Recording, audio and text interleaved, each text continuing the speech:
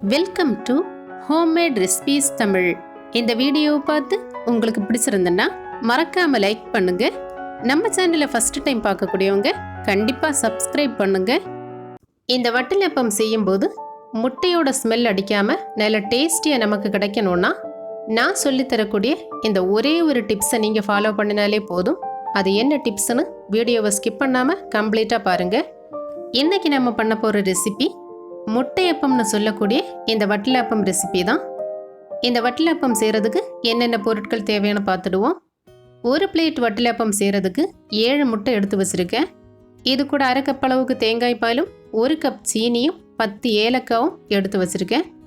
நம்ம தேங்காய் பால் எடுக்கும்போது ஒரு பெரிய மூடி தேங்காவை துருவி இது கூட அரை கப் அளவுக்கு தண்ணி சேர்த்து தலைப்பாலை மட்டும்தான் எடுக்கணும். இந்த தலைப்பால் தான் அரை கப் அளவுக்கு நான் எடுத்து வச்சுருக்கேன். இனி இந்த 1 கப் சீனி கூட 10 ஏலக்காவையும் சேர்த்து ஒரு மிக்சி ஜாரில் போட்டு நல்ல நைஸாக பொடிச்செடுக்கலாம். எதுக்குன்னா நம்ம முட்டையில் இந்த சீனியை சேர்க்கும்போது சீக்கிரமாக கரைஞ்சி போக வேண்டிதான். இப்படி சீனியை பொடிச்சு சேர்த்துட்டோம்னா சீக்கிரமாக இந்த சீனி முட்டையில் கரைஞ்சி போகும். இந்த ஏலக்காவையும் சேர்த்து பொடிச்சிட்டோம்னா இந்த சீனி நம்ம மிக்ஸ் பண்ணும்போது முட்டையோட ஸ்மெல் அதிகமாக அடிக்காது. 10 ஏலக்காய் சேர்த்தா தான் இந்த முட்டையப்பம் நல்ல டேஸ்ட்டாகவும் நல்ல மணமாகவும் இருக்கும்.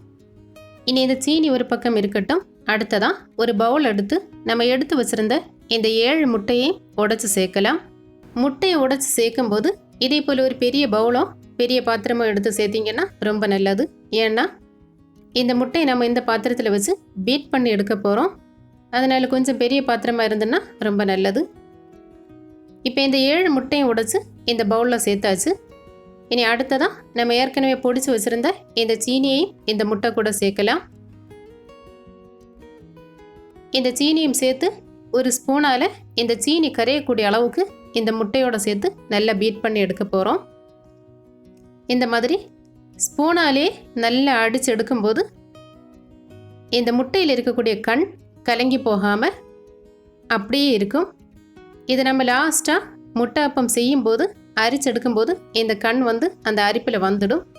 ஆனால் நம்ம மிக்சியில் போட்டு இதை பீட் பண்ணி எடுத்தோம்னா இந்த முட்டையோட கண்ணும் சேர்ந்து அரைஞ்சிடும். அப்புறமா இந்த முட்டையப்பம் வேக வைக்கும்போது முட்டையோட ஸ்மெல் கண்டிப்பாக அடிக்கும். இந்த முட்டையில் ஸ்மெல் வரக்கூடிய விஷயம் அந்த முட்டையோட கண் தான்.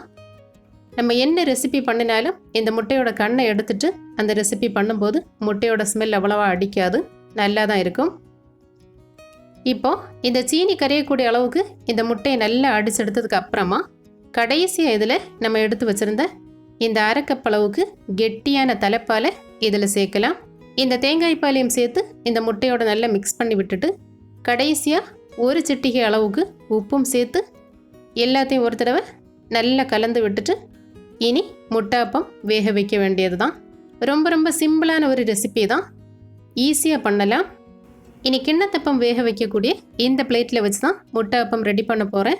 கடைசியாக நம்ம இந்த முட்டையை இந்த மாதிரி அரிப்பில் வச்சு அரைச்சி தான் வேக வச்சு எடுக்க போகிறோம். இப்போது இந்த ஸ்டீல் பிளேட்டில் 1 டீஸ்பூன் இல்லைன்னா 1.5 டீஸ்பூன் போல் தேங்காய் எண்ணெய் சேர்த்து இந்த பிளேட் ஃபுல்லாக தடவி விடலாம். தேங்காய் எண்ணெய்க்கு பதிலாக நெய் சேர்க்கலாம், நல்லா தான் இருக்கும். தேங்காய் எண்ணெய் சேர்க்கும்போது என்ன ஆகும்னா நம்ம எடுக்கும்போது பிளேட்டில் ஒட்டாமல் நல்லா வரும், மணமும் நல்லா தான் இருக்கும். இனி ஒரு இட்லி பாத்திரத்தில் தண்ணி விட்டு நல்லா கொதி வந்ததுக்கு அப்புறமா இது போல் இட்லி தட்டோட 2வது தட்டை இப்படி திருப்பி போட்டு இது மேலே நம்ம எண்ணெய் தடவி வச்ச இந்த பிளேட்டை வச்சு இதில் நாம் பீட் பண்ணி வச்சுருந்த இந்த முட்டையை அரிப்பில் வச்சு அரித்து இந்த பிளேட்டில் ஊற்றணும். இப்படி நம்ம அரித்து சேர்க்கும்போது என்ன ஆகும்னா இந்த முட்டையில் இருக்கக்கூடிய கண்ணும் ஏலக்காயோட வேஸ்ட்டும் சீனியில் ஏதாவது வேஸ்ட் இருந்துன்னா எல்லாமே இந்த அரிப்பில் வந்துடும்.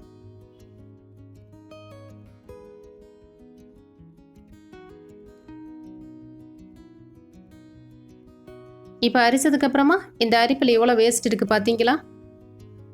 நம்ம மிக்சியில் போட்டு அடித்து எடுத்தோம்னா இந்த மாதிரி முட்டையோட கண் நமக்கு அரிப்பில் அரிச்செடுக்க முடியாது.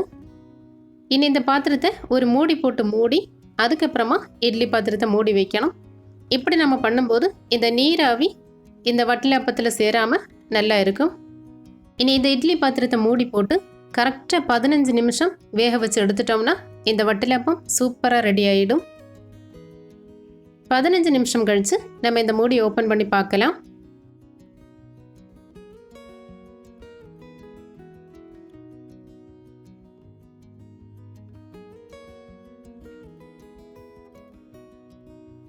இந்த மூடியை மெதுவாக ஓப்பன் பண்ணி நம்ம இந்த வட்டலாப்பத்தோட சென்டரில் ஒரு கத்தியால் இது மாதிரி குத்தி பார்த்தோன்னா ஒட்டாமல் இருக்கணும்.